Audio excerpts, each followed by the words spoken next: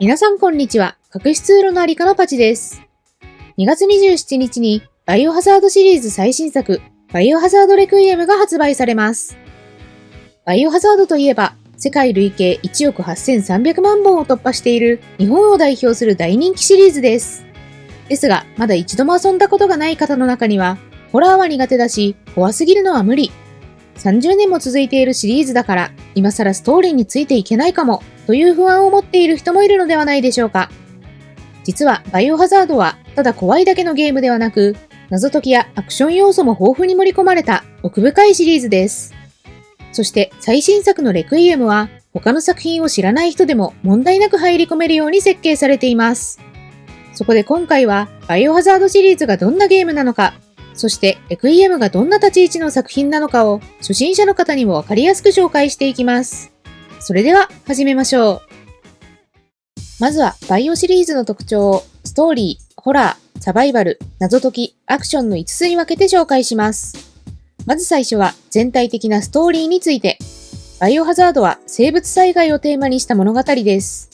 ウイルスによって生まれたゾンビや BOW と呼ばれる生物兵器が徘徊する極限状態の中にプレイヤーは放り込まれます。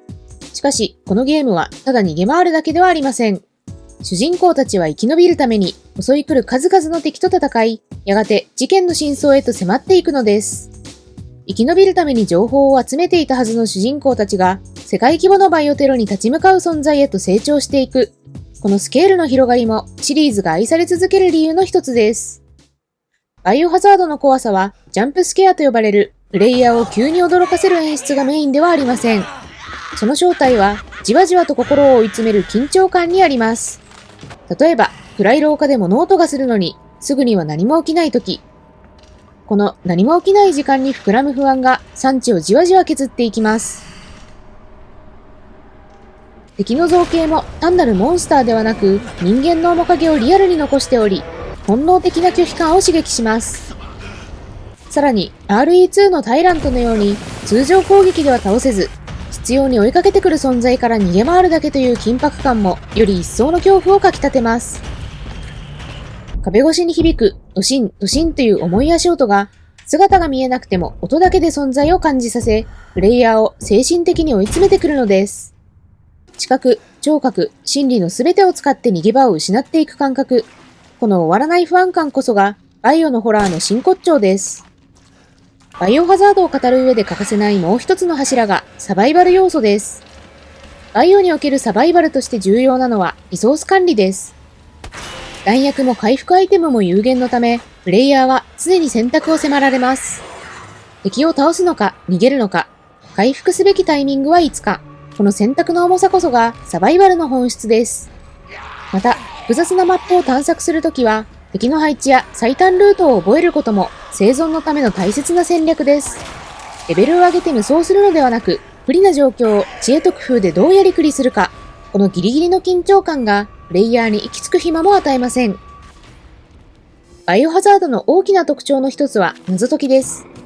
各地にある仕掛けを解き、キーアイテムを探し出して新たな道を開いていくことこそ、単なるホラーゲームで終わらないこのシリーズの重要な要素です。近くに敵がいるかもしれない状況で冷静に思考を巡らせる緊張感がこのシリーズの独自性を高めるものとなっています。次に触れておきたいのがアクション性です。特にバイオハザード4から6は純粋なガンアクションとしても非常に完成度が高く、狙って撃つこと自体が抜群に楽しいゲームへと進化しています。プレイヤースキルの向上とともに立ちふさがる敵をなぎ倒し蹴散らしていく爽快感が味わえます。幽霊タイプのホラーゲームと違って物理で解決できるからこそ自らの手で状況を切り開く達成感が味わえるのです。ここまで見てきたようにバイオハザードはホラー、サバイバル、謎解き、アクションという4つの要素が絶妙に絡み合ったシリーズです。そしてこのバランスは作品によって大きく調整されています。初期作の0から3は弾薬が少なく制限も多いサバイバルホラー色の強い作品でした。一方、4から6ではアクションが大きく強化され、敵をなぎ倒す爽快感が前面に出てきます。そして7と8では再び原点回帰し、ホラーテイストに。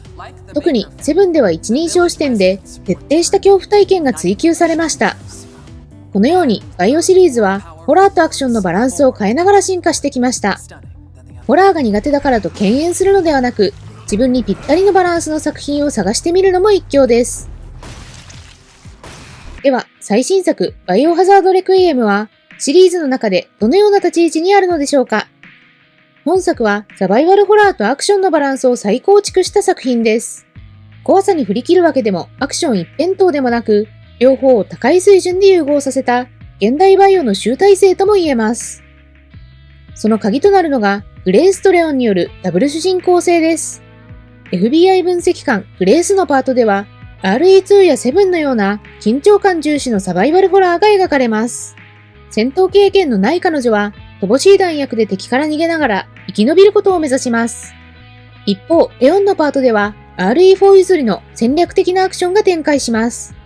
シリーズでも指折りのベテランとなったレオンは豊富な武器を使い分け、敵をなぎ倒す爽快感が味わえます。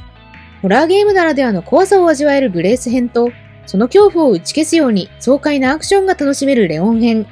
この2つのパートを行き来することで、シリーズの魅力を一作で体験できるのがレクイエムの大きな特徴です。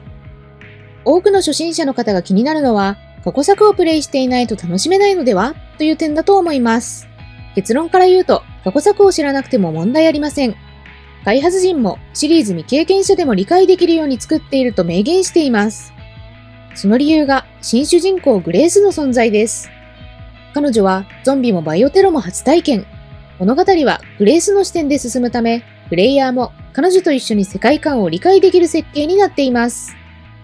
これまでのバイオシリーズのストーリーを知らない方でも楽しめますが、開発陣が一つだけプレイヤーに知っておいてほしいこととして、もう一人の主人公レオンが30年前のラクーン事件の当事者であるということを挙げていました。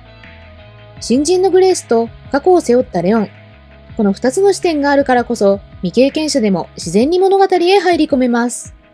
事前に過去作の復習をしたい方は、公式動画バイオハザードロードトゥーレクイエムを見るのもおすすめです。約10分ほどでシリーズの流れを確認できます。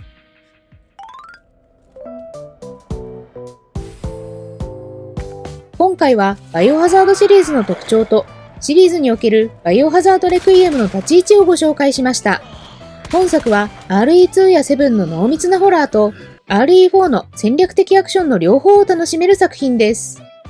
30年続くシリーズですが、シリーズ初プレイの方にもしっかり配慮されています。過去作をすべてプレイする必要はなく、バイオを始める最初の一歩として、これ以上ない作品になるはずです。この最新作の恐怖と興奮をぜひ一緒に体験しましょう。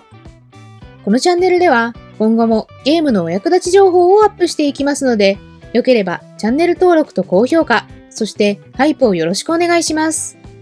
X では動画以外にも色々とつぶやいていきますので、ぜひ概要欄からフォローしてみてください。それではまた次の動画でお会いしましょう。